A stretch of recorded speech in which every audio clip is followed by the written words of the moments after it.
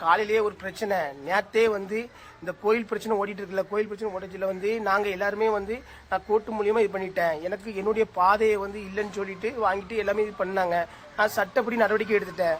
அதுக்கப்புறம் கம்பியால என்ன அடிச்சு வாங்கி நேத்தே இது போலீஸ் என்ன சொன்னாங்கன்னா, கொலை செய்த போலீஸ் என்ன சொன்னாங்கன்னா, இதை எதுவும் செய்யாதீங்க, அவருக்கு ரெக்கார்டு கிளீனா இருக்கு, அந்த பாதையில ஏற்கனவே கோயில் பிரச்சனை இருக்கு, அவர் கோர்ட்ல போயிருக்காரு, மறுபடியும் இந்த பிரச்சனையை வச்சுட்டு மறுபடியும் நீங்க அதுல வம்பு பண்ணாதீங்க. இது இந்த பாதை அவருக்கு சொந்தமான பாதை, யாரு உள்ள போக. நான் சொன்னேன், இது எனக்கு உடைய கோயில் பிரச்சனை இருக்கு, அந்த பாதை இந்த பிரச்சனை இருக்கு, எல்லாத்தையுமே இது பண்ணிட்டு இருக்காங்க. மேலும் மேலும் எனக்கு தொந்தரவு பண்ணிட்டே இருக்காங்க. பொய் கேஸ் கொடுக்கறது, அது இருக்கிறது.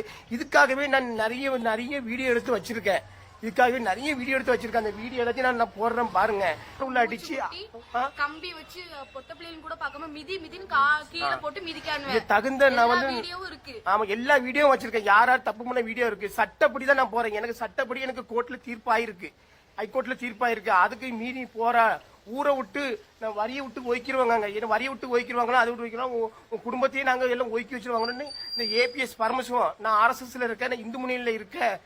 நீ இஸ்லாமிய கைகூலிங்க, நான் என்ன இஸ்லாமிய கைகூலி பார்த்தானே இஸ்லாமிய கைகூலின்ட்டு என்ன இஸ்லாமிய கைகூலி அது இதுன்னு சொல்லி என்ன ரொம்ப அசிங்கமாப்படுத்தி என்ன என் குடும்பத்தை என்ன எத்தனை வருது. நான் இதுக்கு நான் ஆஸ்பத்திரிக்கு போறேன். நான் போயிட்டு நான் எல்லாமே உங்களுக்கு சொல்றேன்.